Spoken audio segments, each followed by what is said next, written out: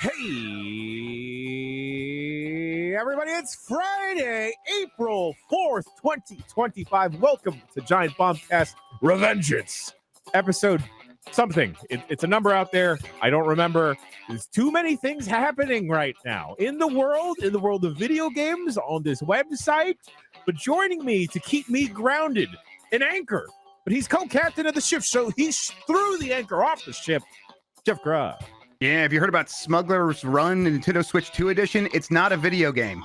Oh, well, it makes sense why I haven't heard of that. We have the new leading authority on all things bagel, Dan Reichert. I smuggled a bagel to Minnesota from New York City yesterday, and it Bagel made legging. it just fine. Yeah, Bonk ate it, and it was all good. Speaking about all good things, stay all good in the hood because of him. Sean McDowell. Welcome to Giant Bombcast 884 Revengeance, everybody. Glad to be here. 884, and you know, we couldn't do this with just 4 people, so we need the bad boy of games media, Mike Minotti. Oh, why do we have to talk about politics in a video game show? Wait, what happened? What? Yeah, I know I'm not known for my political hot takes, but I'm going to be a firebrand here. You ready? Oh, no. Okay. I don't much care for what's going on out there. Oh, Whoa, Dan, calm down. I know. Toe stepper. Mute me if you need me. Mute me if you need to. Shoot those Sean- toes right off. Sean, we might have to cut that out. Yeah, yeah, I'll you just should shut that need- one yeah, down in post. you make the call. It's all good. It's all good. Actually, I kind of just want you to beep that whole portion. That's better. That's better. I wonder what he said. Hey gang, it's a lovely Friday afternoon. Nothing hectic is happening, right? Nothing is on fire. I watched GBN. Seems like everything's great. Seems like it's all just super chill. Yeah, absolutely. All good. Well, other than the world, how's everyone doing? Dan, how are you feeling after the travel? I slept for like 12 hours. That was great. You have long fucked up dreams when you sleep that long, but it was still it's worth it. I am missing we're only there for like 2 days. And oh my God, I know they talk about it all the time, but the bagel situation there. I literally had the best bagel I've ever had in my life 2 mornings in a row from the same place. Shout out to Madman Espresso next to Grand Central Station. And then the reason I got to smuggle one back is I ordered one yesterday before my flight. I take it back to eat it at the hotel, open it up, and it's a crazy egg and cheese sandwich. And I just wanted the sesame bagel with cream cheese. So I walk all the way back. I think I grabbed the wrong. I thought they said Dan, but it's a Jack on the bag. No, wait, that might have been because it had Jack cheese on it. I'm not sure, but it was the wrong thing nevertheless. And so I handed them the bag, and I was like, "Oh, sorry, I wanted sesame with cream cheese," and they made it for me. And they're like, "You can also keep that egg and cheese sandwich if you want." And so I got Bonk on the horn. She loves a good egg and cheese sandwich, and I was like, "Hey, if I wrap it up double tight and put it in my baggage, would you have it?" And she said, "Yes, absolutely." Oh, good So deal. I smuggled it over here, got it through. I guess there's no customs in Minnesota from New York, but Not yet. yeah. But I got it in there, and it held up very well. But oh man, I did New York. I got 2 bagels. We got pizza, which was amazing, Jan. Oh yeah. I went to an Italian restaurant and had pasta, and I had a street hot dog all in 2 days. Like that's everything I ate in New York was just like Jan. You and I left that buffet thing at the Switch event that did not look great, and I saw Ash Parrish say that it was just hot garbage. And we left, and we went right to a regular pizza across the street, and we shared some garlic squares. We got some square pizza that was delicious. Square. Very, very happy with the New York food situation. Yeah, like I'm very thankful to live in San Francisco, where like food diversity is very much a thing. But I need myself some street meat, and only New York can provide me with some street meat. Best street meat in at least the country. I would say it's probably up there in the world too. Yeah, because like I had tried before I had to go back and edit the GameSpot video. I had dinner with some friends, but I had a little bit of room in the tum tum, and I'm like, you know what? Maybe I will get that questionable slice of pizza for 99 cents. And you know what? Tasted like cardboard. Really? I In got New York? Costco pizza. Oh wait, in New York or San Francisco? New York. Oh, wow. I find that even like the cheapo pizza in New York tends to be like pretty good. But then I got some milk tea at a fancy place that looked like it was one of those fancy soap stores, and I'm like, wow, It is like I'm drinking mango sticky rice. How did y'all pull off this sorcery in this cup? Mhm. It's a good city. I like New York City a lot. I was definitely brought back. Whoa, when I another lived hot take there. from Dan. Yeah, New York City's Jeez. doing a good job. Walked by the old GB East office. Looks very different in the lobby and stuff. What's that? You never complained about living there. Like you lived there for a minute, right? And you 2017 to 2020. yeah, and I remember like listening to you like talk about SF before that, and not so many kind of things for you personally, not your city. And then you garbage lived in New York, city, yeah, and it yeah. seemed like you liked it quite a bit. I love New York. New York City is, I'd say, 3 best cities in America: New York City, Minneapolis, New Cleveland. Orleans. Those are, hey, Cleveland's really nice too. I like Cleveland a lot. But yeah, New York, New Orleans, and Minneapolis are my 3 favorite cities. I'd probably throw Chicago in there, but yes, those are very Chicago's cool too. Yeah. Love Chicago. Yeah. You know what? I really liked Philly when we were there for Yeah. Philly was fun. WrestleMania. Big Philly style. Big Yeah. Philly style. That's totally Mhm. a thing they say there. Yeah, I mean, there's definitely things to complain about with New York. Like, I mean, God, living in a Matchbox apartment and spending more than I've ever spent in my life. You know, like, but you're paying for like living in New York City and everything. Yes. You know, it's like there's a lot of things that city affords you, and at the cost of like, well, you're going to live in a very small place that doesn't have a kitchen, and if you want to get a microwave, you have to get a separate little cart to wheel it around on because there's no counter space. You know, like, but no, I love New York. So, folks, that's what we're doing today. We're ranking U.S. cities. Oh, hell on yeah. Our Mount Oh, yeah. Rushmore today. And your Oh. city, listener, whatever it is last. Yeah, and you Only won't if you're in believe what Missouri. happens to the loser. Yeah, if you're in Missouri, it's definitely going to be the worst. We're finally taking advantage of the name of this website. No, just kidding. No. Allegedly. JK. Everyone else is doing okay. Everyone's fine. I have to go see the Minecraft movie tomorrow. You I've have heard to? it's okay. Why Uh, have my- to? My nephews and nieces asked me to, and Oh, I sure. like them. So I I'll didn't think of go. that. When you have kids and stuff, you probably have to like see a bunch of bullshit. They haven't mentioned it to me yet, although they have been talking about Minecraft more frequently. My daughter came up to me yesterday and said, "Do you like Steve?" And I'm like, I took me a second. Borden? Steve, I'm like, yeah, Steve Borden. I'm like a big fan of Steve Borden. Steve Holt. Yeah. Oh wow! It's like Oldie but goodie. Steve Minecraft, and she just like she does this big cheesy grin. I'm like, yeah, I love Wow. Steve Minecraft for You sure. do. Wow, you just Yeah. lied to your kid. Like he's one of the worst Smash characters. How dare you bring him up in this house? Okay. Anyone else intending to see the Minecraft movie? I saw a big ass board for it in Times I do Square. kind of want to just go to a movie, so maybe I'll ask them if they want to go, especially if give you a- Mikey comes back and says he likes it. We'll see, Yeah. because people do seem to think it's okay. I'll give you a big report on Tuesday. Okay. About what I think. This is that like sometimes I'm not getting the big drink and the popcorn because my bladder's so small. I know I'm gonna miss some of the movie. This is one where like I think I'm Doesn't mostly matter. here for the popcorn and Giant Coke Zero, so I'm not gonna worry. I have to get up and go to the bathroom and miss important Minecraft plot details. I did have a crazy thought that's like I have not heard a single opinion from a child about that Snow White movie. A lot of people have opinions, and it's all been adults. And I'm like, I kind of want to take my kids to go see it just to see like what they think, just to see what a kid actually like Yeah, has you're when right. they watch that movie. I'm 'Cause it's curious. like- yeah, Well, Mikey, that's a Disney, right? Yeah, but I'm not gonna go see that live action garbage. No. Oh, okay. Well, you see, No, a lot of us that don't right like there. that either, Dan. We're most of us Oh, are yeah, anti with the you, live it's action. political though, right? Like it's Well, Yeah. yeah, Yeah, it's woke. Yeah. yeah. Yeah, Bro, Disney that's got why you woke. only hear adults talking about it because it's some boomer shit that people are offended that they made a different version of it. To Oh, kids, it's like this is my first time seeing this. I don't give a Oh, crap. so you're defending the Snow White remake. I'm kind of am like I bet my kids are gonna like it. Mm. Hey, you know what? I'll defend Rachel Ziegler till the day I fucking There Oh you die. yeah, go. for sure. Anyway, gang. You're all Gal Gadot fans. How dare you? It's Godot or whatever. I said good Yeah. thought last time. I was like, I think I said that wrong. So now I'm Nope. like, it's good. It's all right. You can disrespect her name all you want. Yeah, we don't give a shit. Good. Oh, okay. All right. Thanks, Onyx. Thanks, Onyx. I know there's a lot there. People seem to like it Um, when I do that. I have not pulled up the run of show. A grub in one of the many Discord channels we have posited that we could do a little New York City trip report because Dan and Oh, I yeah. checked out the Switch too. But does anyone have a game they're dying to talk about right now? I mean, look, Sean, Mike, me, you guys have anything that should preempt us just talking about No. them?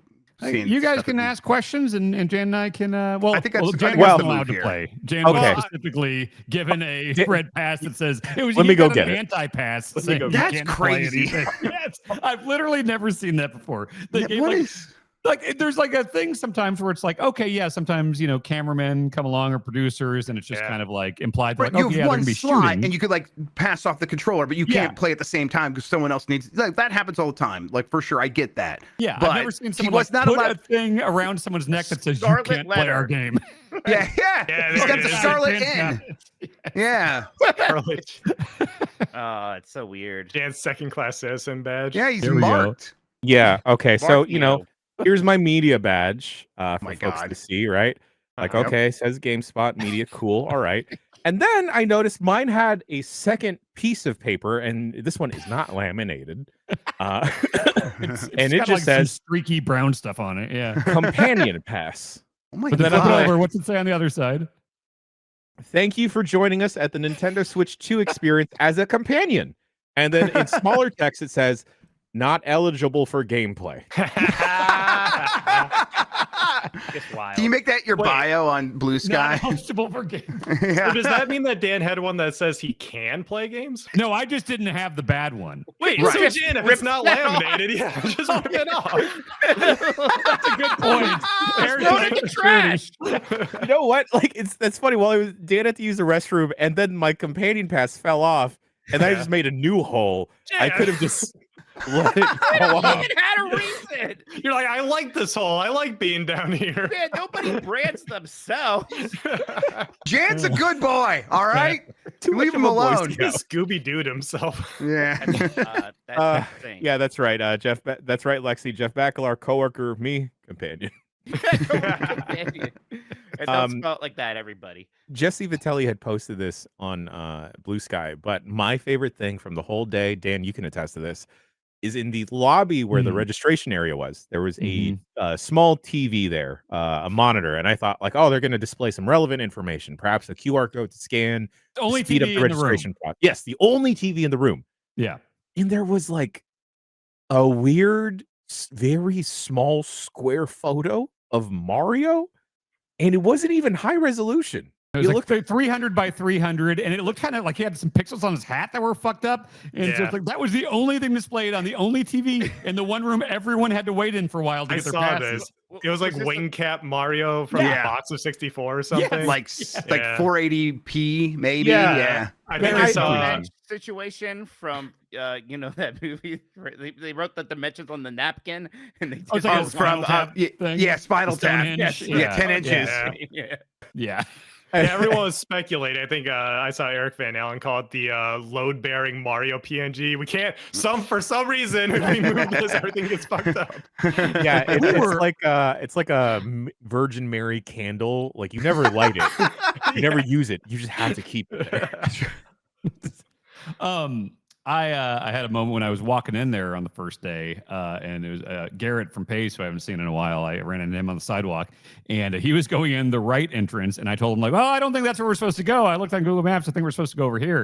And he's like, I thought it was here. I was like, no, I think it's over here. And we walk in, definitely the employee entrance. And so I was completely wrong. And so we walk in, and it was just this huge room, and there were like, I want to say 150 people there in different like Switch gear, like attire. And I was like, what is this event going to be? Like, this Was is it like- huge. Was it like when at Stan McKenna's Donuts in Wayne's World where he opens up the rooms full of ninjas? Was it like Yeah. that? Yeah, it's like, Yeah. what the fuck? What is going on here? And I did not anticipate it being. I thought it was gonna be like I've been to the 3DS reveal event like 15 years ago, and it was like usually smaller things. Like Reggie does a lot of that, and it's like no, this was like 150 Nintendo people there. Then I went into the line room, and Klepek was behind me in line. Got to talk to him for a while, so I got to see like it was kind of really nice looking around and seeing like, oh man, I guess there are. You tend to think that there's just like no games media jobs anymore because everything shuts down. But looking around, it's like, oh shit, here's like everyone I've known and worked with for the last forever years, and A also lot of like people all the out on their newcomer- own now, but yeah, they're still making it happen. Yeah, Yeah. yeah. So it was almost kind of nice to see everyone back in the place, and like it was weird too because after the event, I still had a night there, and I was like looking to grab a beer with someone. I was messaging some friends, and everyone's like, "I got to write all night. This embargo is tomorrow." I was like, "Oh, writing, yeah." Like, Dan's editing. All these people. I would text like Brian Shea and these people. I was like, "Oh yeah, and I got to write all night." It's like, oh right, yeah, that makes sense. Uh huh. Schreier's driving back the podcast, and okay, well, my work's done. I guess I'll just walk around for a few hours and meet John Vignacchi at a bar. But what was the setup like when you actually were in there and you saw the systems all laid out? Did they have like just a ton of stations for each game, or were there big lines to like play Donkey Kong? What was No it lines. like? They actually did a really good job of kind of like this, like people had like a red, an orange, or a yellow wristband to determine like the timing of when you go in, which by the way, they were all very close in color. And I'm not colorblind. It was difficult. There's so much like, is this orange or yellow from everyone? And then also just a bunch of colorblind journalists just being like, I have no idea what any of this is. So that part was a little weird. But, Nintendo sucks at accessibility, confirmed. Yeah. Even as they make the wheelchair basketball game, they're still pretty bad at it. Yes. The other aspect is that Dan and I had different colored wristbands initially. Yeah. How does that make sense? Okay, it does. You guys got it fixed. We do have someone in the chat saying, did they clap for you? Boy, did they. Jan, okay, so this was a weird thing. There's the entrance to the main first thing where you go in to play Mario Kart. Like the first room is Mario Kart. And it was also like the main room that you have to go in and out of if you're like leaving the building. And like Jan and I left to get lunch and we came back and stuff. And every time you leave, there was like 6 on one side and 6 on the other, like a hallway of Nintendo people. And every time you walk past them, they all clap and like, yay! Like you will see this in the video Jan's going to put up. So we, as people who had to leave and go back, like every time if I go take a shit, it's just, I have like 12 Nintendo people be like, yeah! I kind of like that. So fucking weird. But no, I enjoyed that. Well, yeah. So the tier thing was like, okay, so the first room you go into is Mario Kart, and that was the Grand Prix mode. And so each one of those stations, you could play 2 players. So I raced against Alex Perry from Mashable. Very easy to just walk up. There was no lines. I mean, they had tons and tons of kiosks. It's the same room that's going to host that Nintendo Experience thing. Yeah. So it's a lot of people are going to be going in there. And then they take you up to another room, which is like all the third-party stuff and Metroid and like the Zelda stuff, Mario Party, like everything that wasn't Donkey Kong or Mario Kart was in this one other area. And then there was another Mario Kart room that was just for the knockout mode. And so that was 24 kiosks. And it was kind of great because like it doesn't start until everyone's readied up. And there was like one person who took like 10 minutes to ready up. So it's just like you're seeing all the other people are like ready and then one empty spot, but it puts you into the free roam mode if someone's not ready. So instead of just like that's Mario great. Kart, Mario Kart 8, you're just sitting at that one screen watching a bunch of Mii's stand on the earth. No, you get to just drive around Mario Kart world. And is this boring or is it fun? Because it looks fun. I hope it's not boring. It's fun. Somebody found a fucking UFO that abducted them, and then they were piloting the UFO around. Yes, that was our dear friend Jesse Vitelli. Yes, and Dan, you found like these princess coins. Yeah, there were like weird princess coins that were like on top of like power lines. So like if you can figure out how to like grind up there, I don't know. I didn't get to any of them. I just kept seeing them. I was like, what is this princess coin thing? But then there's stuff like, you know, the like green binocular things from 3D Land that like shoot into the sky and you can look around. I found those at different places, and if you run into it, you can like just like kind of binocular all around the world, and like there's definitely, it's not just empty fields. It is like there is a bunch of Nintendo shit everywhere. Are you getting like Burnout Paradise vibes or Forza Horizon vibes, or is it much more its own thing? There are elements of both, certainly. And SSX3 also. I think about how SSX3 was that one big mountain and you could chain together multiple legs. And that's kind of how this works. Like the knockout mode chains together all these things. And I think as a result of that, you know, I probably raced on 4 or 5 Grand Prix tracks and also the big knockout mode thing. All the tracks I saw were more of that like Mount Wario kind of new Rainbow Road thing where it's different legs instead of laps. Because, you know, they all connect. So it's not like, you know, 3 laps around. I don't know if that's the case with every track in the game, but like that's really good for variety. Because the first track I did was like, okay, it was a bunch of like dirt paths and stuff like that. And then in like the second leg, there's just a bunch of dinosaurs everywhere, like huge, you know, brontosauruses and stuff stomping all around. And then the third lap or leg was this big facility where they're like keeping all the dinosaurs and stuff. And I realized like, oh shit, this is a Jurassic Park track. This is like 100% like a Jurassic Park reference. And like, it's so much more fun than just doing the same thing 3 times in a row. So that was super cool, I thought. Was that in still the knockout mode, or were you talking about Grand Prix? That was Grand Prix. Okay, but knockout mode has to be that way because it has to like chain to the next level. Right. But they did show in one of the videos that there's at least one of them where like the simple oval track, whatever it might be, it kind of looked like the Excite Bike track or whatever. It like one of the walls like opens up at the end, and everyone drives to the next course, and you just start racing on the next course. Oh, interesting. Okay, Yeah. okay, so maybe that's the case with some of them, is that it's just Yeah. like a path out. Man, Yeah. I've always been a little hard on Mario Kart, and I am so excited for this. It's so neat that they actually are taking a bigger swing here, and they actually are changing things up. They aren't just doing Mario Kart 9 or 10 or whatever. Yeah. I mean, the idea of exploring a world in the cars, because the cars look really fun to drive. Mhm. They like even the big wheels and going off roading, and the way they change vehicles to go across water or to turn into planes. It all looked really fantastic. And like hearing that there's just stuff to find everywhere. It's like, oh, that is something I want to spend time doing in this open world Mario Kart. And then occasionally setting like a high speed thing on a road. It looked like it had some of that stuff in there too. I'm like, that's perfect for me. That's something I was curious about, Dan. When you talked about exploring and going out of your way a little bit to find something, were you doing that during the knockout mode or during free roam? That was free roam. I feel like you Okay. did that during knockout. Like, I mean, maybe there's some opportunity for shortcuts and stuff, but I was just sticking to the course. Well, that's for what I was that. curious about, because they did show it seemed in the knockout mode, I think, was when like you could get inside the giant truck and like drive the truck for a little bit. I think it would be really cool if there are reasons to go out of your way, and maybe if you find something in free roam, you can take that knowledge into the race. So then try to go out of your way, and if you successfully do something, you get something that might end up putting you ahead in the race. Oh, sure. There's the part. Yeah, because like Mario Kart always like blasted for being so rubber bandy and so like trying to keep everyone close. If they could have something that is more skill oriented, that gives you incentive to learn the map and then try for this thing in the middle of a race, I think that would be cool for people who are playing at maybe like a higher skill level. Like when me and Grub, we basically go back and forth until someone gets blue shelled when we race. But if we have reason to maybe go on a different path and find something different, I think that would be really fun. Yeah, Dan, you during the free roam section, this didn't get put into the video, but you were just having fun grinding on some railroads, and then eventually Mission Impossible like started riding on top of a train. Yeah, I just saw train tracks, awesome. and it was very much like that old 64. I forget the desert level with the train, but like kind of looked like that. Desert or something. Yeah, yeah. And I kind of just like did a U-turn, and I found like a ramp or something, and ramped on top of the train. I'm driving on top of the train and stuff. And like this was not part of the course necessarily, but like just messing around. It was super fun. Another thing that I think is just real quick on the how did the grinding feel? Because the grinding was awesome. Driving on really walls fun. looked awesome. Yeah, because like there was a part where it's like railroad tracks, and so it'd be like grinding on one, and it's not like Tony Hawk where you're gonna easily fall off or something like that. Like I went hard right, and like you couldn't fall off with just like analog stick, and so you have to like intentionally like hop off. And I would hop from like one rail and try to like grind on the other, and then try to get up on a power line, and felt great, felt awesome. You guys might not like hearing this, but it's Sonic I was going to say it's more Sonic grinding. Yeah, it keeps you locked on, and then you have to manually hop between the two. Okay, cool. Yeah, no, it feels awesome. It feels great. And like a smaller thing that isn't as apparent and they didn't really talk about that I really like is Mario Kart is such a game that is, like casual gamers will play. Like I'll go home and like my sister Katie doesn't play a lot of games. And so if me, her, and Kayla are playing, it's like, okay, I got to explain, like, okay, turn off this thing. That's like bumper bowling. Turn off the auto accelerate. And then like, don't worry too much about the wheels or the glider. Like, it's just like,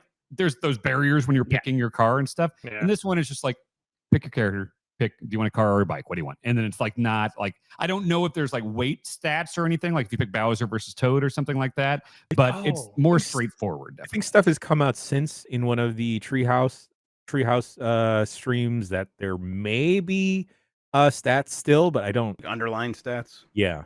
Okay. But is that bumper bowling thing in there? Because my kids use that and it's been fantastic.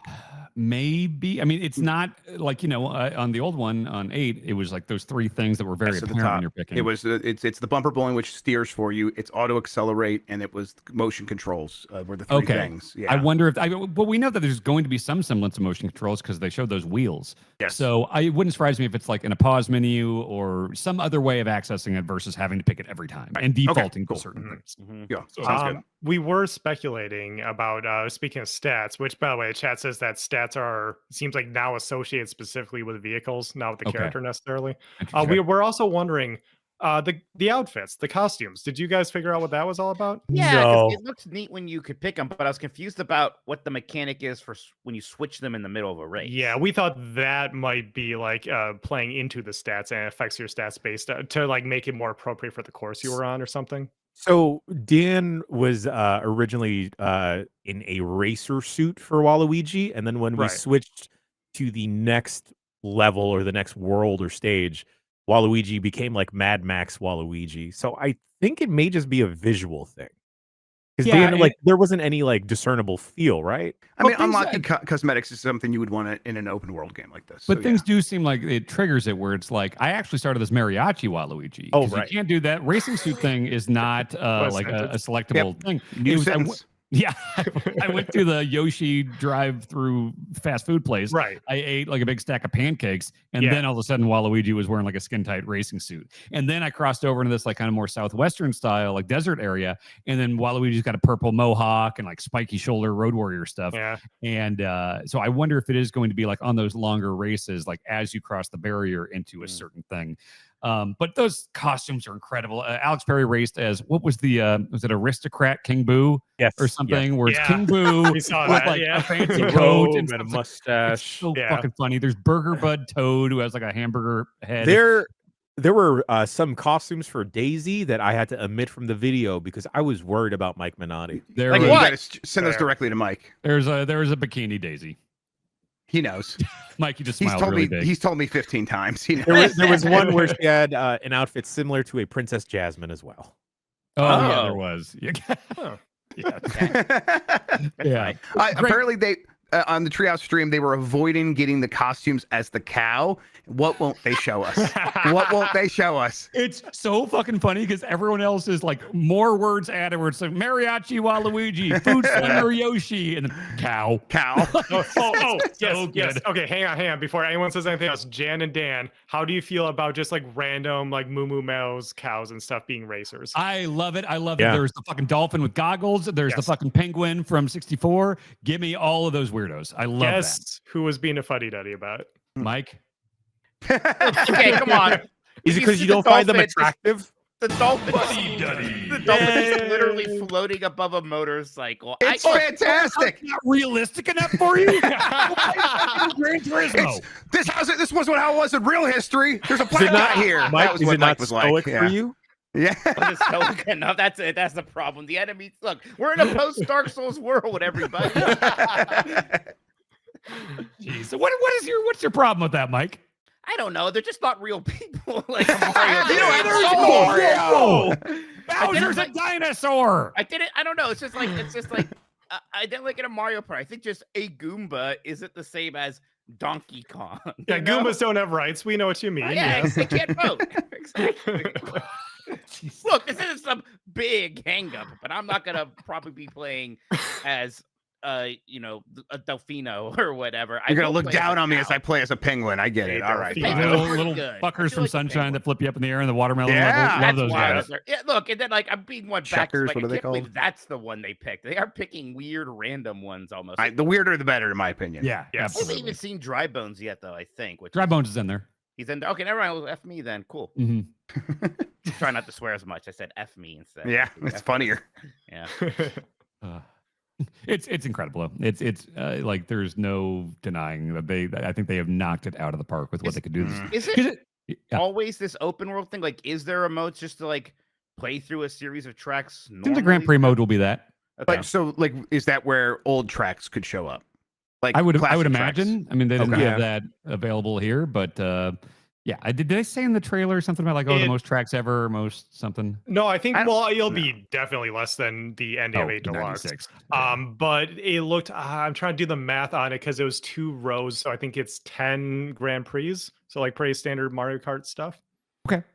I'm interested to just like drive with you all across that map. Yeah. and just like find. I want to fun hang out in this things. game. It looks Yeah. like a good hangout game. Mario Nintendo Kart cameras. Hustle. Yeah, definitely. Wait, isn't that one of Oh. isn't that like something that's almost built in, like a race across the map or whatever? Could you do like one of those elimination things, but have it be across all of the tracks? I bet they will have some mode. Maybe it's like unlockable if you get all golds in 150cc, where it's like, oh, the Grand Prix, Grand Tour, or whatever. Yeah. like This Yeah. reference see is too that. old. Mario Kart. It's a mad world. Yeah, there you go. Mario Kart, Mad World. Oh, we could yeah. do a Yeah. cannonball run. Yeah. Yeah. Dan, we also played the additional mode that they added to Mario Party. Yes, we did. Oh, the Bowser TV show thing. Yes. Yeah, the Connect game. Yeah. I've been so excited about this. I don't know what it is. I'm like, every time I see it, I'm like, God, that looks fun. like good, stupid. Especially because it's like it'll work fun online, and we like all this is like just 100% 1-to-1 iToy ripoff stuff. Yeah. And yet somehow it being Mario Party and online, so it'll be good for streaming, good for us doing content, but also just like good for a Friday night with the family or whatever across the country. I'm like, this seems like such a good time. I can't wait. It's like a killer app for me. I'm holding out hope that because at one point in one of the presentations they said like, oh yeah, you can plug in a USB-C camera to the top port, and they didn't like. They are so specific with their branding and stuff like that I think by them not specifying like you can plug in the Nintendo Switch camera to the top port, they said USB-C, so it makes me think that you can just throw a Logitech in there or something like that. So Hori has announced a third-party one that is a different camera. It actually looks like a Piranha plant, Wonderful. and it's less money than the official one. It's probably going to be better quality because Hori apparently makes very good stuff. Yeah. Yes, what we're assuming here is you're going to be able to plug in just about any USB-C camera or any USB camera with an adapter. They got pretty good about that with the Switch, where you can kind of just use most USB controllers. You can use pretty much any USB headset. So presumably, yeah, you'll just be able to plug in whatever USB-C webcam to the top, and then maybe even whatever into the dock. Quick aside, I learned last weekend that I was playing Metroid Prime Remastered, and I was curious, like, what if I plugged in a Shoot GameCube controller through the Switch adapter? Yeah. And it did, and it automatically just swapped all the controls to the original Metroid Prime. I was like, whoa. Well, yeah, because I think everything's mapped already, and when you plug a GameCube controller into a Switch, it just reads as a Pro controller. So. Oh, well, but I mean, yeah, every button was exactly what it should have been. That was cool. Anyway, I was thinking, but sorry, I'm getting all over the place. But I was at the airport bar yesterday waiting for my flight, and I was playing Metroid, and I needed to charge it, and so I did only have to charge it from the bottom one, and so it made it really like awkward to like stand up. I was like, it'd be good having that top port, and I'm sitting there with the Joy-Cons disconnected, playing like this, and I had at this point played Metroid Prime 4 with the mouse mode, and I was like, mouse mode would be really good right now. Hey, can I quickly share my airport debacle from yesterday? Please. Yeah, do it. All right. So I had an early flight to leave 8 a.m. Supposed to board at 7:30. I was roughly when I checked Google the night before, it said it would take about 30 minutes to get to the airport. I woke up at 5 a.m. and then I looked at Google Maps 5:30 a.m. and it said, it's still going to take 30 minutes. I'm like, okay, cool. Let me just double check I got everything before I go rushing out of the hotel. 6 o'clock, I jump in the Uber. It suddenly says it's now going to take 50 minutes to get to the airport. And I'm like, okay, that's cutting it a little bit close, but that's fine. That's okay. And then my Uber driver drops me off at the wrong terminal. He dropped me off at Terminal 1. I had to be at Terminal 8. So I quickly run over to the air train. Air train says like, it's going to be 10 minutes until the next shuttle. I'm like, okay, that's fine. Just keep calm. It's okay. And then I finally get to the right terminal, and then I jump into the security line, and this lovely TSA person keeps changing the line dividers on me. Like just as I'm about to proceed to the next section, he's like, no, you got to go over that way, son. I'm like, all right, okay. And then it happens not once, not twice, but 4 times. Where I'm now being corralled into like the furthest possible TSA line. I get through that fine. They check my passport, my boarding pass, no problem. And then there's only a handful of folks in front of me for the X-ray machine. And I was a little bit worried because I'm carrying a bunch of camera gear. Oh no, they're going to be confused at some of the cables in my bag or whatever. Camera bag goes in fine, comes out fine. My luggage, which had my CPAP machine in it, it's flagged. The lady is taking her sweet time to unzip my bag and tell me what's wrong with it. And she's like, I'm gonna have to run this through the X-ray machine again. And I'm like, you have to run both? Gotta run both? You're just one. I gotta run both. Runs both through, and I'm like, okay, all right. It's still, oh god, okay, we're kind of close, but it's fine. Boarding takes a while, right? I'm the last boarding group, and then but my CPAP machine goes through, my luggage gets through, no problem. Throw my CPAP machine back into my luggage. I run all the way to where my gate was, and that involved going down 2 different flights of stairs via escalator, and then up another flight of stairs. And of course, there were people in front of me that just not fucking stick to the right and let me move from the left. I hate that. And earlier in the day, I just opened up my Apple Wallet. I looked at where the boarding gate was. I run all the way, and it is virtually on the end of the wing of the part of the airport I'm in. And I get there, no one is there. There's no sign. No. There's no agent there. I'm like, huh? What? No, they normally hang out. If I missed it, I didn't miss it yet. What's going on? I open up my American Airlines app, and I see that the gate had changed. And then because it was so early in the morning, my phone was still on Do Not Disturb, and I did not check the texts to see that it had updated, and that I had gotten that text at 7 a.m. So then I am like looking around, and I just start bolting. I at this point take my rolly bag, I put it on my shoulder like a big ass boombox, and I'm bolting down JFK, trying to get, which is now the opposite side of this wing, the furthest fucking gate possible. And then I get to the gate, and then like the oldest man in New York is working at American Airlines. He's like, "What's your rush, buddy? You got 1 minute left before we're taking off." And I'm like, very funny. And then I get in, and then I got to do the dance now of like, there's no space to put my bag. Great. In like economy, and I go back to like first class. I'm like, "Hey, can I just put my bag up here?" And the guy goes like, "No, you got to go over there." And no one wants to help me say that and tell me that there's a free section or whatever, free space up top. I eventually throw my bags in. I sit, and then the worst part of it, I had a middle seat. Jen, wow. All that for a middle seat. Yeah, and then like I'm just sweating buckets trying to calm down, and the guy next to me kept sneezing. Yeah. Okay. Oh god. So you got the 12 monkeys disease on top of it. All right, then. Yeah. Anyway, sorry about that quick diversion. I thought I had it bad because they offered $700 to someone to take the next flight, and I didn't take it, and I regretted it. Oh man. Yeah, I know. So feel bad for me. Yeah, I do, Dan. Yeah. I'm sorry. That's a sorry you retro had to go through that. Yeah, it's a retro take. I realized I did divert from Grub. You were talking about the camera stuff for Mario Party. You being super excited about that. So what is it the Bowser game show thing that you're particularly excited about? Yeah, I just like the idea of, even when I'm miserable, now you'll be able to see my misery on the screen, and something about like my face being right next to my character and me just being in such like pain, like that's funnier to me than anything else. Yeah. That's the thing. I didn't play the actual Mario Party mode. We just did kind of the Bowser game show thing. Which But that stuff looks great too. I mean, it looked fun. Yeah, and I do think that Wario with like a glittery Bobby Heenan jacket would make for a better game show host than Bowser. But hey, maybe I'm just splitting hairs here.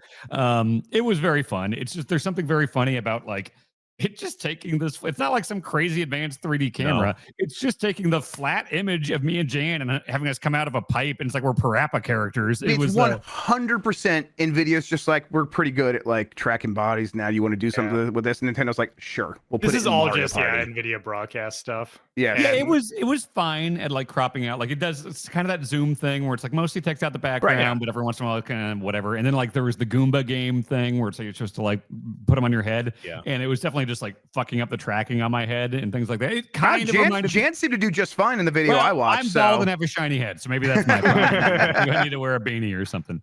But it did kind of remind me of like that first meeting I had with the Xbox One Connect stuff when I'm sitting on a couch with Phil Spencer and Don Matrick, and they're like in a room that is like designed to be perfect for the Connect, and it still didn't work. It's like, well, okay, well, this is clearly supposed to be a good space for this camera thing, and it was kind of being a little funky, but ultimately it's a goofy, silly like Mario Party side mode that I'll probably laugh a lot playing on a stream or something. We'll do it like once or twice, and that's kind of all I need to get out of it. I'm excited about it. I think it'll be good. Something I've been noticing with Switch 2 is that it's pretty clear that Nintendo learned what a Zoom call is during the pandemic while they were designing the system. And a lot of that is in the system with Game Chat and everything.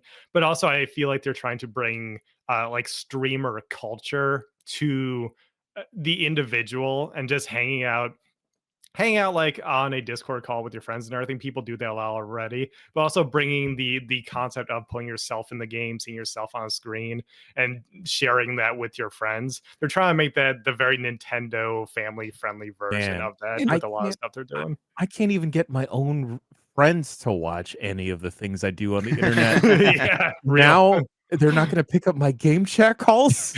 I do think it is smart having like, even if I saw a lot of people being like, oh, Discord exists. And it's like, yeah, but like you think about like, again, that casual gamer, like I think about my sister Katie, who will get a Switch and just Mario Kart, and that'll be all she plays. And now it's like, oh, if I play with her, like she doesn't have USB microphones and a Discord account or anything. Like if it's just like, yeah, use the one on the controller and then we can just kind of chat and play Mario Kart. Like that will, I think people will use that, even if it's not like as good as the stuff that we use, It's, yeah.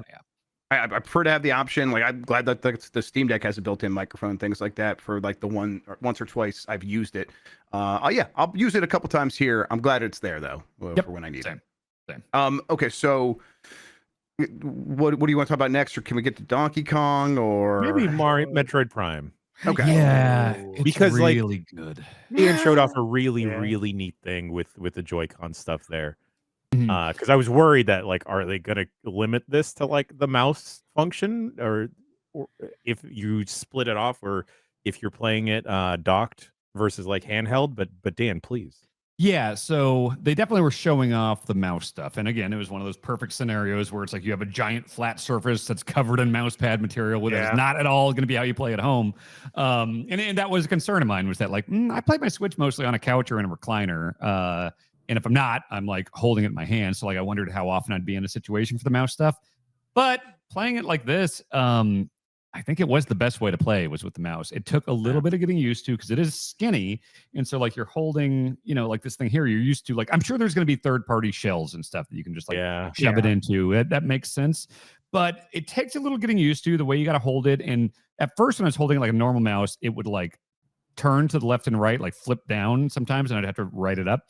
But then I learned you kind of have to pinch it as you're like, it feels different than normal mouse, but it took a few minutes for me to get used to it. And you do also have to hit the side, like the face buttons. Like you're jumping a lot in Metroid Prime. So like you do have to treat it like side buttons on a gaming mouse, But again, you get used to it super quick. But the thing Jan's referring to is I was wondering if like I got to a specific point where I wanted to like just hold it in separated Joy-Con mode, if it would like, pause and do a pop-up being like, do you want to change to this control mode? Right. No, it didn't do that. I went straight from mouse to like just picking it up, and it instantly knew what I was doing. Didn't even say anything on the screen. Then I'm just playing with dual analog sticks perfectly. And if I went into like the aim mode, I could like, do the point, the Wii Metroid Prime 3 style if you want to. But it just went between these three modes so seamlessly. And I have no doubt that if you were able to just put them back into the system, then you're just playing, like it's seamless. And I could see situations where I'm going from mouse to dual stick on the fly, picks it up immediately. So did you have an opportunity to try the mouse on your leg? No, I didn't. No, because we weren't sitting down. Right, that's what I figured. Yeah, that's why I'm like, you're almost certainly standing up at one of those stations. That's how these things always work. I'm curious about that. Like, I'm maybe every once in a while I want to like use the mouse for a little bit, and I'll just like, I'm not going to go to a table, but can I make this work on my leg for like the next 10 minutes? Maybe. We're curious to see. I bet you'll need a table anyways to prop up the Switch at that point then, right? Well, no, because I can be playing on the TV. Yeah, if it's in dock mode. Right. Yeah. Forget about that one. Yeah, I don't see myself getting like a lap board or anything, but like I can plug in my Switch to this at the computer desk and just play here. If I'm doing if Mario Maker gets the update that lets you do it with a mouse, like then, I'm just gonna sit down and do it that way. Like, which they have not announced, by the way, which is insane. But it was in the it showed the kind of scrolling background of games that are getting Switch 2 upgrades, and it did show the icon for Mario Maker 2. It did. Yeah, it didn't say mouse stuff or anything, but it did say like there is a thing where it's like, and more games are coming, Switch 2 stuff. And there was like a scrolling three-tiered background thing, and they showed Mario Maker 2. All right, let's go. I'm hopeful. Oh, I'll go nuts on it if there's that'd be great. Mouse mode. Yeah, absolutely. Yep. Yeah. But no, it felt really good. And just removed from the hardware part of it, Metroid Prime 4. Oh, it's so great. It was interesting because Metroid is such like an isolated, like lonely, game, by its whole history. And this demo was very, do you remember that Halo 2 demo, that new Mombasa one where it's just like all those ships and explosions and troops dying and stuff? It felt like that. That's crazy. Which is The not what intro that Metroid you feels played, like. right? So it's kind of Yeah. the cinematic intro. 3 did a similar thing a bit. Yeah, It kinda, yeah. I don't think. I think Go we ahead. saw what you saw, Dan, on Treehouse the next day. And first of all, they did a 4K stream, which is still just a weird thing for Nintendo Right. to do that I need to get used to. It looked Honestly, 4K streams are weird for anybody. Like a lot of the other companies true don't stream as in well. 4K. Yeah, it's hard to stream at 4K, but yeah, it looked fantastic on that Mhm. stream. And it is, I was getting big like Metroid Prime 3 and that era, sort of like visually Halo 4 vibes from the visuals and everything like that. But it does kind of open Metroid Prime 3 a little bit, where Samus is coming in hot, like the battle's going on, and she has to talk to the Federation troopers and everything like that. But it seems like that could just be like the sort of cold open to the game. I'm expecting that, and then they take her abilities away and stuff. Because like I did have, the morph ball and missiles and stuff like that. So like, I'm sure it's the Vinny Caravilla. I don't know if you intro got that to way. this. Yeah, I don't know if you got to this, but at the end, like she has a confrontation with Psylocke. He like shoots the artifact that's the logo for the game, and then gets like teleported. Probably it seems like. I'd assume that's where you like end up on whatever planet she's on, and then loses the abilities and everything like that. Yeah, I don't think it's going to be a game that's like stocked with like friendly NPCs and big war scenes. I think Which it's going to is be a Metroid Prime. It's good because 3 had too much of that, and so I think that's them going, okay, we can use this for like a cool intro, but after that, it's like more Prime 1. Just go explore. No, I feel very, very strongly about the game. Like I think it's going to be great, and the look of it too. Like it's just 4K Metroid or 120 frames a second. Like that is fucking sweet. Did you get a chance to play both? They didn't. No, they didn't touch on that with the demo. So it's probably 4K 60 the way you were playing it. I would imagine, but yeah, they didn't confirm or have anything on screen. Probably, yeah. Okay. Yeah, but yeah, boss fight was great. Sharp. Looked sharp. I mean, the boss fight thing was there was like the boss fight was specifically like a weak point thing where it's a lot of like Lost Planet weak points popping up all over his body, and so I was doing the mouse mode, and it was so good at just dialing in on exactly where I wanted to go. Jan, did you see Dan maybe like whispering to any Nintendo employees about delaying Metroid Prime 4 into next year? So No, but Dan did get into a little bit of a sticky situation after he was done with the Metroid Prime 4 Oh, demo. yeah? Oh, God damn. Tell us more. It's just in the video that's coming up, right? Yes, yeah. I have been I'm sorry I've been telling people this story because damn, what happened here? All I know is you got stuck. It was an MC Escher Joy-Con wrist strap situation where I finished just playing in mouse mode, and then I was like, great, and I got up to walk away, and I couldn't. And was it because I had a wristband for the Switch thing? Yeah, you had like a festival-style wristband, and then you had the safety strap of the Joy-Con on. Yes. And somehow in the process of using the mouse or the Joy-Con as a mouse and then flipping it up to use it as a Joy-Con and a pointer, you tangled yourself into it in such a way that we needed 2 different people to help. It was like the video you sent is more than a minute long, right? It's like almost 2 minutes. I had to cut out another minute. Oh my God. I had to get 2 Nintendo employees to come try to figure it out, and they were looking at it like, what? How did this happen? Like, we've never seen such a thing. And your face in the video are like, well, shucks. Yeah. Oh, no, I guess I'm chained to this Switch too. Cancel the flight home. We've seen how you take your phone out of your pocket, so a lot of wrangling can go on there. Yeah, that'll be in the longer video we've got coming up. Yeah. But yeah, that's Metroid. So excited for that. Oh my gosh. GameCube? So yeah, played some Soul Calibur 2 against Alex Perry. Whooped his ass. I think I popped the hardest during the entire presentation when I saw Soul Calibur 2. I went back and I watched it. I saw Mike freak out about it. Like, you know what? They announced the GameCube thing, and I was like, okay, it's gonna be Sunshine, maybe F-Zero, like just thinking of the obvious first-party Nintendo stuff. And so, yeah, when fucking Soul Calibur 2 popped up, I was like, oh shit, I didn't even consider that, and that sounds incredible to me. They did say also you would be able to switch it from 4x3 to 16:9, and I am curious if it is the like using the actual like GameCube progressive scan thing. I bet it is. Yeah, I hope it is, and not just stretching it out. Knowing Nintendo, yeah, it probably is like in supported games that do this. Yeah. Yeah, the way it was with GameCube. Yeah, it won't use like a widescreen hack Dolphin style. Yeah, right. Yeah, it'll just be games that natively had it. And you got to use the new GameCube controller that they're gonna. So, I'm still got the weird fucked up little D-pad and all that. Like, yeah, they just like got the Game Boy Advance D-pad like this. We're already making these. Yeah, yeah. But no, I was thrilled to see GameCube on there. That was great. Then Donkey Kong. Oh boy. Oh yeah, tell me. It had a subtitle. What was it? Bonanza, I think, is what it is. Oh, alternatively, Bonanza. Yeah.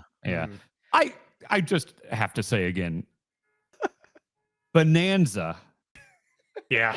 When that word popped up on screen, it was just like, like how did we as humans take this long to get here? Bananas, that series is lousy with bananas, and we've had a bunch of great subtitles. We've had our barrel blasts and our jungle beats and all that stuff, but Bonanza Here we go. was right there. Like whoever came up with that, just make the president of Nintendo. Well, we already have Doug Bowser, which is a pretty good name for a Nintendo.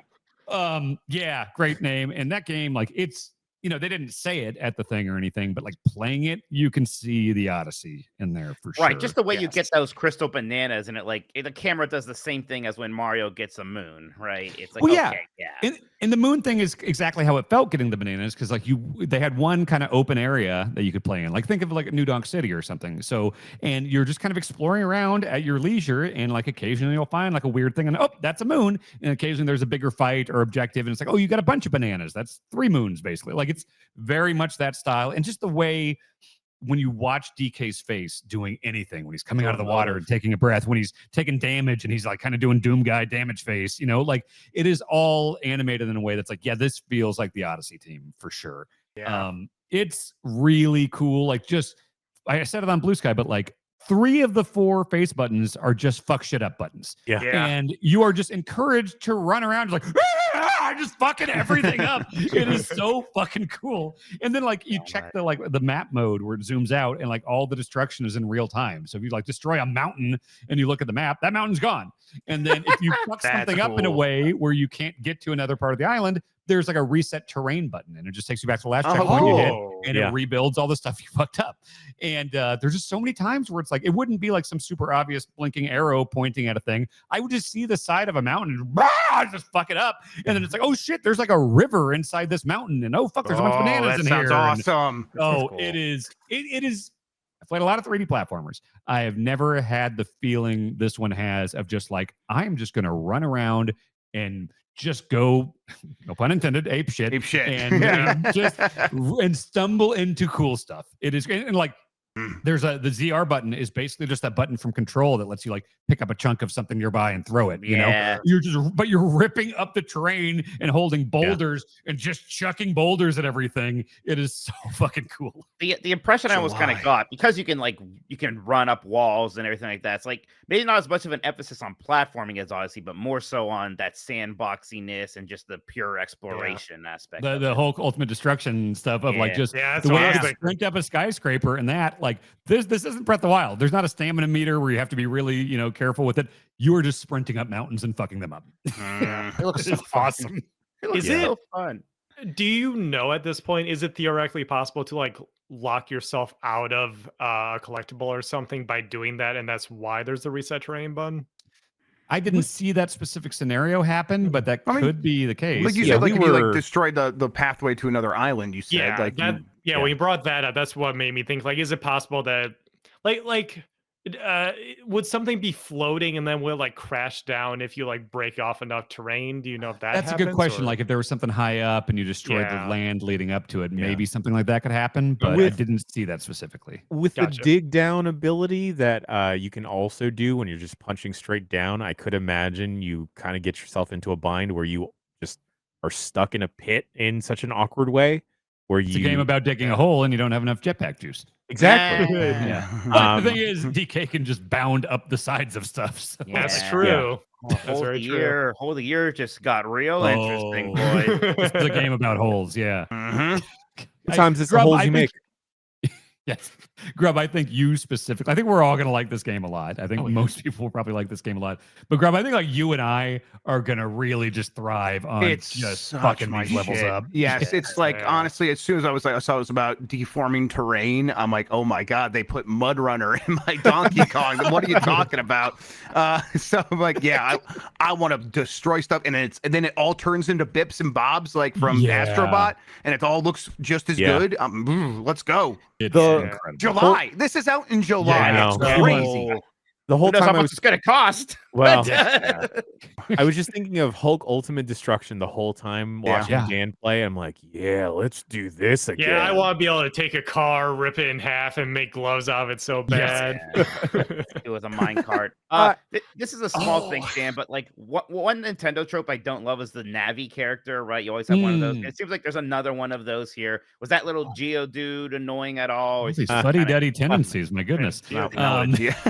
Good one. Good one, Mike. You know, Mike, honestly, I played my whole like demo, which I probably played 15, 20 minutes or something of it. Yeah. And it wasn't until later when I was like going back and no, it was at the end of my thing, Jane. I remember I was just like moving the camera around to look really close up at DK's face because it was so expressive and stuff. And I was like, oh, what the fuck is that little guy there? And I noticed a little like ingot with the face. And so like he didn't say anything. Like it's definitely not like a Skyward Sword situation where it's like, do you know what money is? Like Right. Even Try was kind of annoying because of wisdom. Like Cappy was okay. So I did not even notice it until I like zoomed the camera and I was like, oh shit, okay, there's a little dude. Okay, good. Mm-hmm. Yeah, it's the fact that that's a month after release. And in fact, this is really smart. Like Mario Kart launching with it, that is, to use the old term, the killer app. That is a system seller 100%. Oh, yeah. And then a month later, this killer fucking Donkey Kong game comes out. And then they got all the stuff in their pockets from, the next actual like Mario game to Animal Crossing that are probably, year one. It could be holiday, could be year two. I could see Metroid Prime being the holiday thing this year. So maybe next year it's Mario and Animal Crossing, but pretty smart the way they've laid out these early games. Yeah, Pokemon Legends EA, right? Oh, right. In that Muso game, that's the Zelda Muso game. I keep forgetting they announced, but there's Hyrule Warriors. Yeah, I'm sure my sister Age was of Imprisonment. It's about Nintendo jail. Yeah. Wow. Yes. Okay, so the hardware itself, did you get it? Were you always playing on TVs, or did you get a chance to really look at that LCD screen? We did both. In fact, the first room with the Mario Kart stuff, they encouraged you to play on the TV first and then do it on the Switch itself. Looked awesome on both. Yeah. It was HDR. Were you like noticing like colors really popping and stuff like that? I mean, I wasn't thinking about HDR when I was playing it. I mean, I can say it just looked really good. Right. So like, I can't say I was getting into the nitty gritty, like, sure. digital trends type, HDR stuff or nits or anything like that, but it looked fucking good. As far as the hardware itself and the way it feels, I cannot oversell or undersell. I cannot undersell. You cannot overstate. Can't overstate how good it feels to remove those Joy-Cons and how good they feel when they are connected. Like there is just like, there's the obvious, L and R and ZR and ZL up there kind of in the normal spots. And then there's this thing that you would never accidentally hit. I don't think that is like, you kind of have to curve your finger around and touch on the inside there. And then it just comes right off. Yeah. And then it just snaps right on, and there's no rattle. There's no like gap between the plastic. It's just like it feels incredibly sturdy. And you press this one little thing over here, and comes right off. It is so satisfying because like I love the Switch, but every fucking time especially when I'm like taking off those little side gimmicks and stuff, if you're playing like Mario Kart or Mario Party, it always just feels like, am I cracking plastic here? Like this feels fucked up. It just felt worlds better. It looked good. It looked more premium. The whole thing looks more premium compared to the Switch. Is that the sense you got? Like you were talking about some of the material inside was like metal and stuff like that. Did it just feel like a more expensive device? Yeah, it's metal on those. Like it's fucked up now because you got R, ZR, and you flip it around on the side thing, and you got SR, and then the grip button is GR. Yeah, so GR and GL. really So gurgle. You got the gurgle buttons. Yeah, the gurgle buttons, and that's even on the Joy-Con grip. But you got the metal SR and they're bigger, so it's gonna be so much better if you're playing with the Joy-Cons for like Mario Kart or Mario Party or something like that.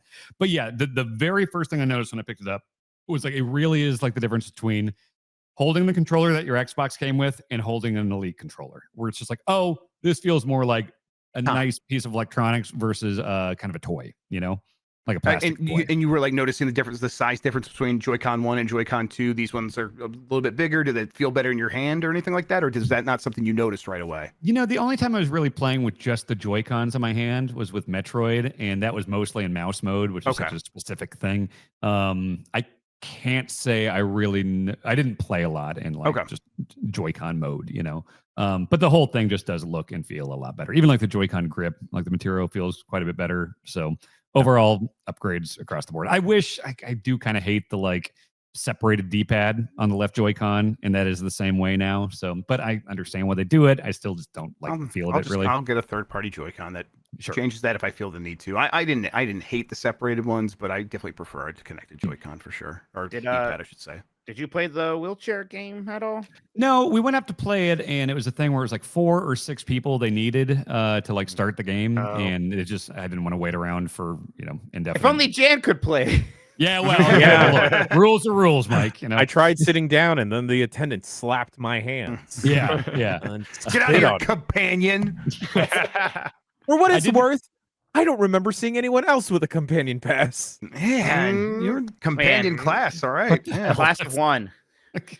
I did play with the Pro controller, and that felt significantly better. I think. I like the Switch 1 Pro controller, but this did feel a lot better, and it does. Okay, let's say for some reason you can only ever have one game that you played from there, right? All the other ones are going to go into the ether. What was your favorite game? What's the one game that you have to have?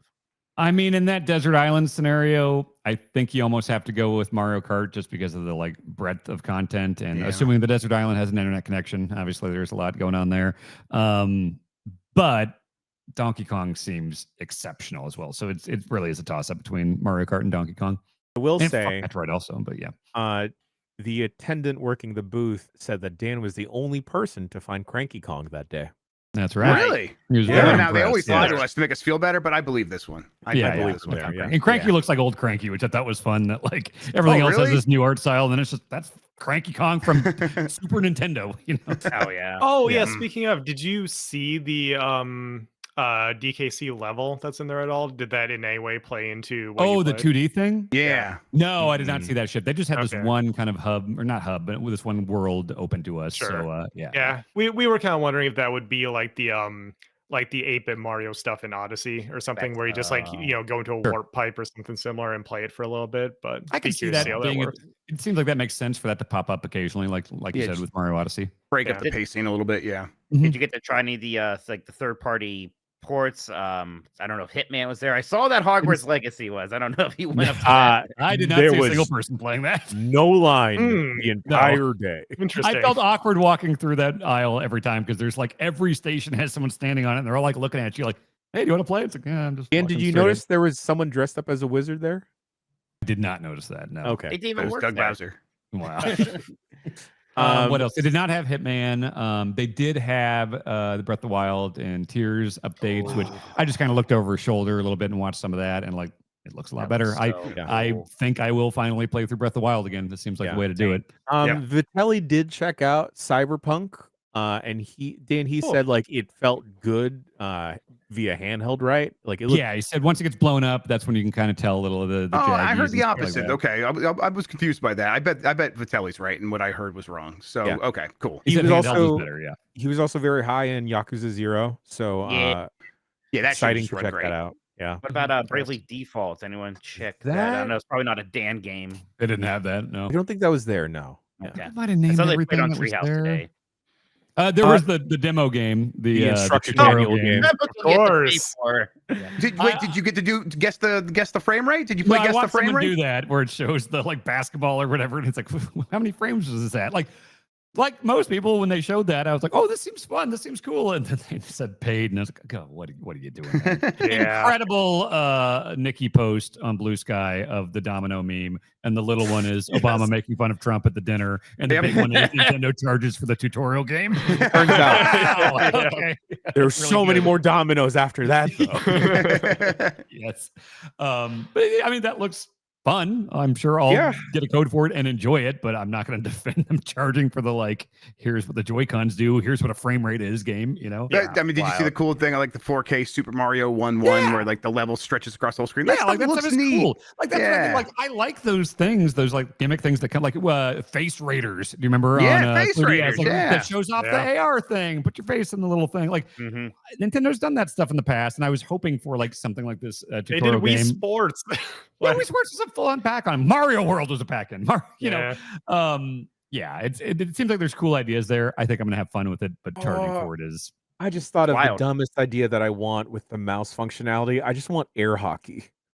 Oh, They have air hockey in Mario Party. I saw that on Treehouse Live. neat. With the Excellent. mice. Okay. There's a bunch of mice game in Mario Party Live as well, I think. So Dragging the like Bowser emails to the trash can and yes, stuff like that. exactly. Yeah. And one of them Yeah. was air hockey. And Clubhouse 52 is gonna pop off. Yeah, let's we go. go. Oh yeah, I'm gonna Download move. play stuff. That sounds awesome. I'm gonna use my trigger buttons to move my chess pieces across the board. It's There gonna you be go. great. All right, gang. That was mostly Dan's fun times checking out the Switch 2. And You got Me. I saw there was a picture of you with 3 cameras in front of you. What was going on there? okay, well, I gotta be the ultimate companion here. I gotta get Dan on every single angle. I gotta do one for social on the phone. I gotta get more additional B-roll on the Osmo, and then the main camera right in front of me. And then Oh. edit together 2 videos for an embargo that lifts the next morning. Yeah. Jeez. Thanks, guys. Actually, I have some. Talk amongst yourselves while I get something that I want to talk about that Sure. frustrates the shit out of me. So like Dan, you mentioned this a little bit, but the vibes were like E3 kind of, right? Like it felt like a nice, cool event. Like actually, like Nintendo's back doing these kinds of things, and that was nice to go to. Yeah, it felt like a big deal. And like I said, just seeing a bunch of like, the game, like the amount of media people that were there and the excitement over this, it really did kind of feel like you knew this was a big one. And this was probably like the biggest one of Right. these since maybe the last time they showed off the Switch, because I Mhm. went to the Switch 1 reveal event in New York with Gersman, and like that felt big. But it was like, like 1-2 Switch was one of the headliners, and like it Right. was mainly like Zelda and Mario Kart at the time wasn't the biggest news because it was the last one, Yeah. this felt a lot bigger than the Switch reveal or the 3DS reveal or the ones I've done in the past, Mhm. Certainly the Wii U reveal. Okay. Speaking about having 3 cameras, I borrowed the GameSpot kit for going out on the road and filming events, and I think I took this Peak Design tripod on its maiden voyage, and Dan guessed the price of this correctly. Grub, Sean, Minotti, this is a carbon fiber tripod. This unfolds to like maybe a little bit shorter than me. How much do you think this Jimmy Jam goes for? Carbon fiber, that's the stuff that Navi bones are made out of in the movie Avatar. So it's got to be worth quite a lot. I thought you meant the fairy Navi. No, I'm always talking about the Avatar Navi. Yeah. I'm gonna say, because the way you're presenting, I'm gonna say 199. I'm gonna say 250. 300. Sean? 500. Pretty close. It is 400 smackaroos. I got it on the Yeah. dot. Dan had it Man. on the dot. Sean and I tied.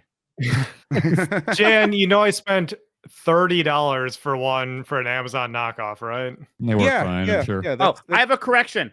I won. Sean went over.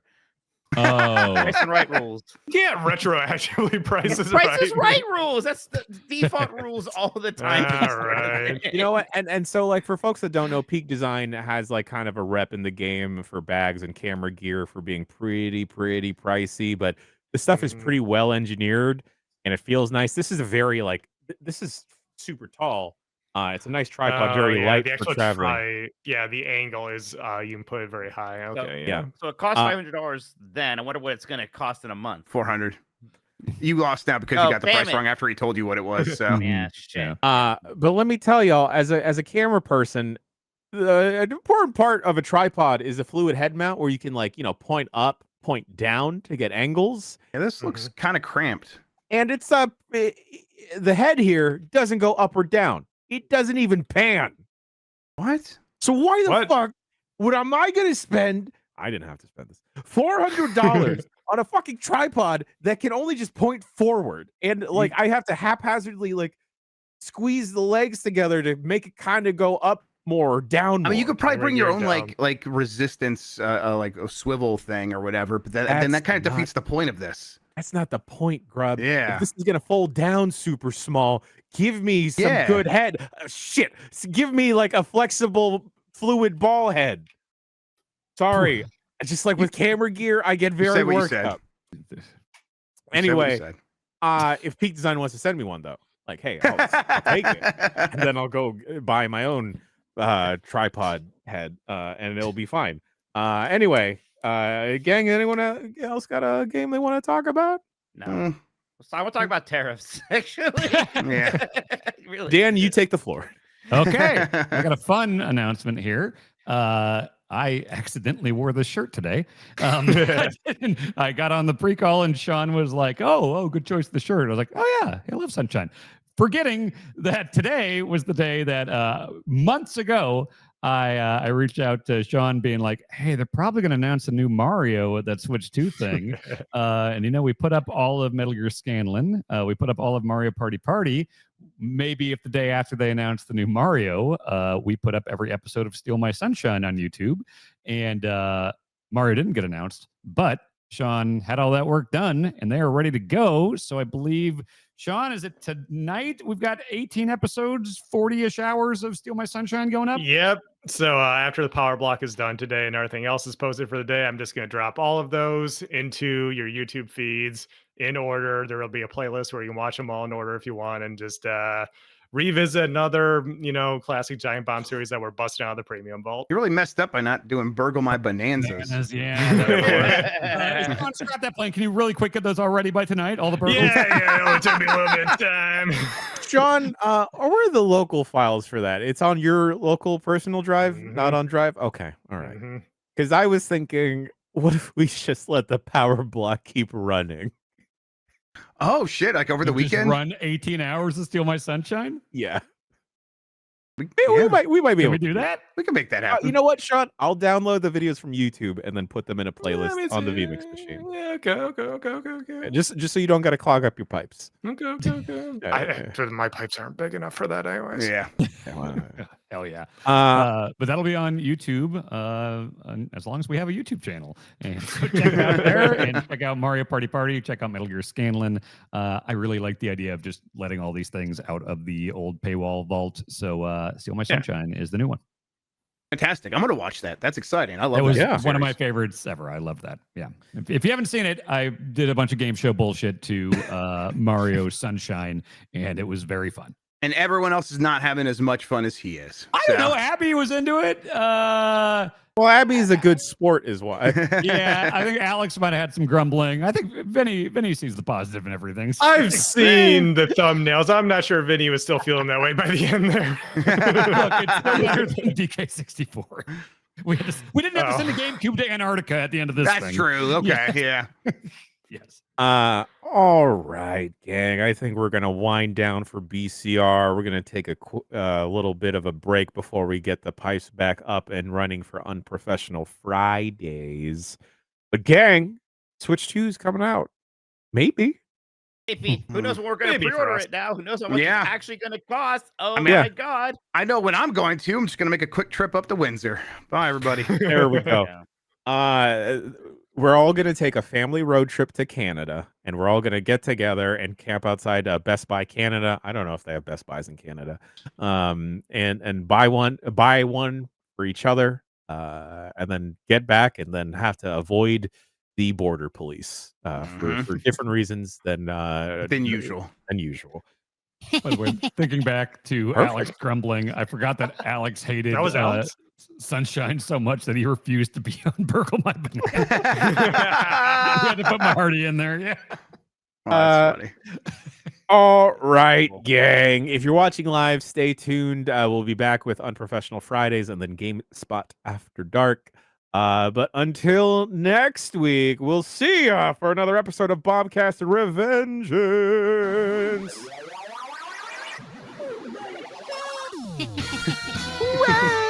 Jack Bump in a rainforest cafe. He's been Mike. He's been Sean. He's been Dan. He's been Grub. I've been Dan. We'll see you next week. Good. Ooh.